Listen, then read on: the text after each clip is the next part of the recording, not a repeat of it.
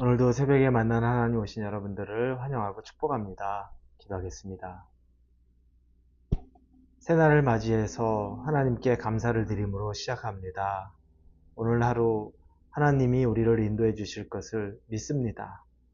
우리를 인도해 주신다는 것이 어떤 선명하게 눈에 보이는 것들, 형상으로 잡히는 것이 아닐지라도 우리의 마음을 이끌어 주시고 우리의 마음에 평강을 주시고 때로는 어려움이 있고 또 때로는 괴로움이 있다 할지라도 그 가운데서 살아계신 하나님을 느낄 수 있고 누릴 수 있기를 원합니다. 하나님의 신실하심은 지금까지 한 번도 변한 적이 없습니다. 우리의 마음이 변했기 때문에 늘 하나님에 대해서 변함이 있었던 것 뿐이지 하나님의 신실하심이 변화가 없기에 오늘 하루 오직 하나님의 신실하심만 바라보고 나아갈 수 있게 하여 주옵소서. 예수님 이름으로 기도합니다. 아멘. 오늘 말씀은 마가복음 6장 1절에서 6절까지의 말씀 같이 보도록 하겠습니다. 마가복음 6장 1절에서 6절 말씀입니다. 우리 같이 보겠습니다. 예수께서 거기를 떠나사 고향으로 가시니 제자들도 따르니라. 안식일이 되어 회당에서 가르치시니 많은 사람이 듣고 놀라 이르되 이 사람이 어디서 이런 것을 얻었느냐? 이 사람이 받은 지혜와 그 손으로 이루어지는 이런 권능이 어찌 됨이냐? 이 사람이 마리아의 아들 목수가 아니냐? 야고보와 요셉과 유다와 시몬의 형제가 아니냐? 그 누이들이 우리와 함께 여기 있지 아니하냐 하고 예수를 배척한지라. 예수께서 그들에게 이르시되 선지자가 자기 고향과 자기 친척과 자기 집 외에서는 존경을 받지 못함이 없느니라 하시며 거기서는 아무 권능도 행하실 수 없어 다만 소수의 병자에게 안수하여 고치실 뿐이었고 그들이 믿지 않음을 이상히 여기셨더라. 이에 모든 촌에 두루 다니시며 가르치시더라. 아멘. 여러분, 예수님이 못할 일이 있겠습니까? 우리가 이런 질문을 던진다 그러면 예수님을 믿는 우리 성도들의 입장에서는 없습니다. 예수님이 못할 일이 무엇이 있겠습니까? 예수님은 능치 못할 일이 없고 모든 것을 다 하실 수 있습니다. 라고 분명하게 말할 수 있을 겁니다. 맞습니다. 예수님이 못할 일은 아무것도 없습니다. 어떠한 것도 불가능이 없죠. 그래서 우리가 지금 마가복음을 보고 있으면서 얼마나 많은 특별한 일들과 또 기적이라고 말하는 것들이 생겨나고 있습니까? 몇십 년 된 사람들의 질병이 고쳐지는 것은 물론이고 심지어 사람이 죽었다라고 말했던 그 12살짜리 여자아이가 다시 살아나는 일도 있었습니다. 이건 예수님의 전지전능함이 있기 때문에 가능한 겁니다. 그런데 예수님이 못하는 일이 있습니다. 오늘 보니까 그 이야기가 나옵니다. 예수님은 자기 고향인 나사렛으로 돌아갔습니다. 그곳에서 안식일이 되니까 회당에서 말씀을 가르칩니다.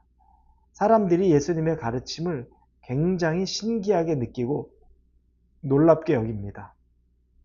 왜냐하면 예수님이 가르치는 내용은 기존의 율법학자나 바리새인이 가르치는 것과 비교가 안 될 정도로 깊고 또 오묘하고 또 독특하기도 하고 아주 빼어났기 때문에 그렇습니다.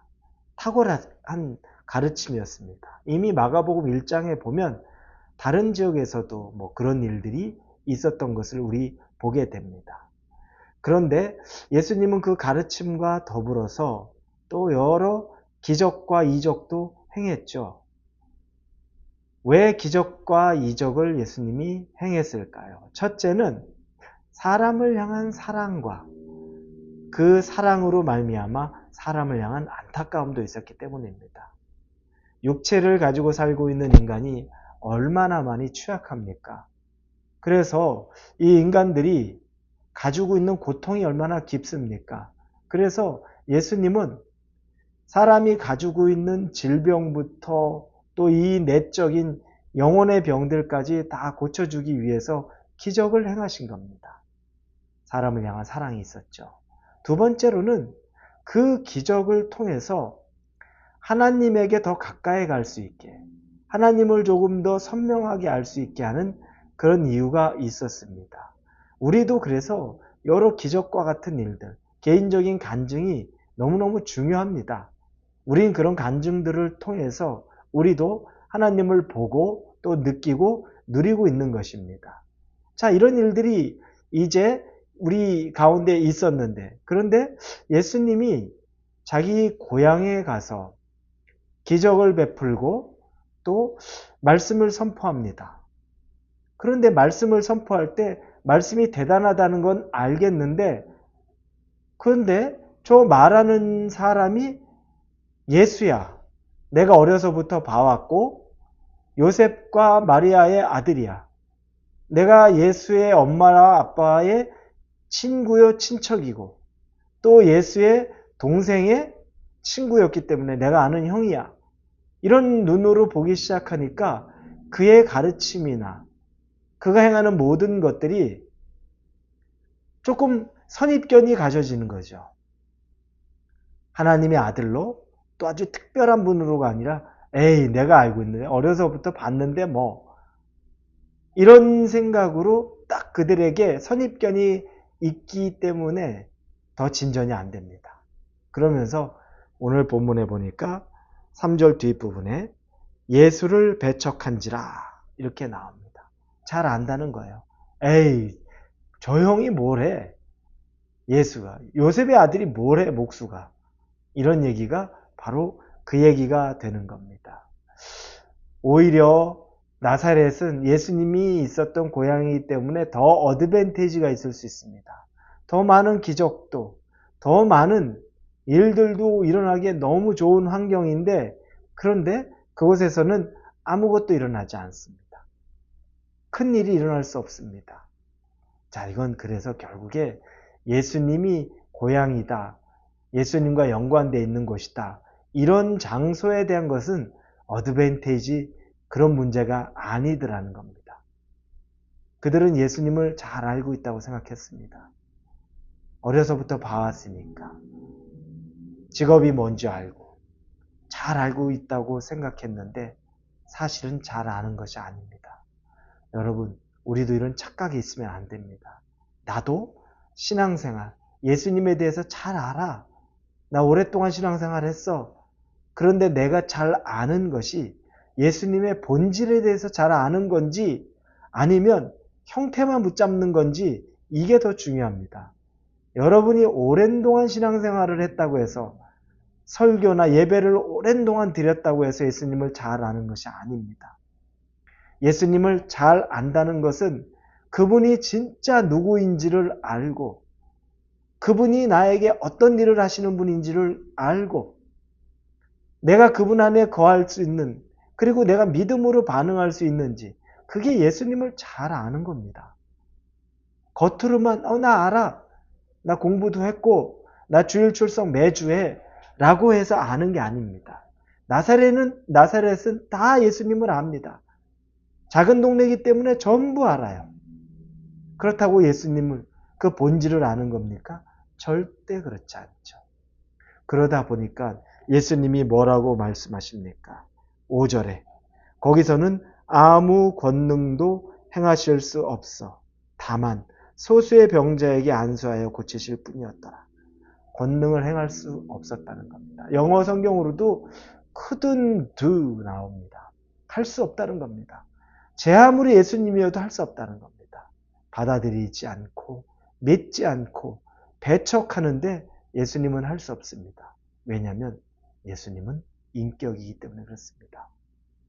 성령님이 인격입니다. 우리 하나님은 인격입니다.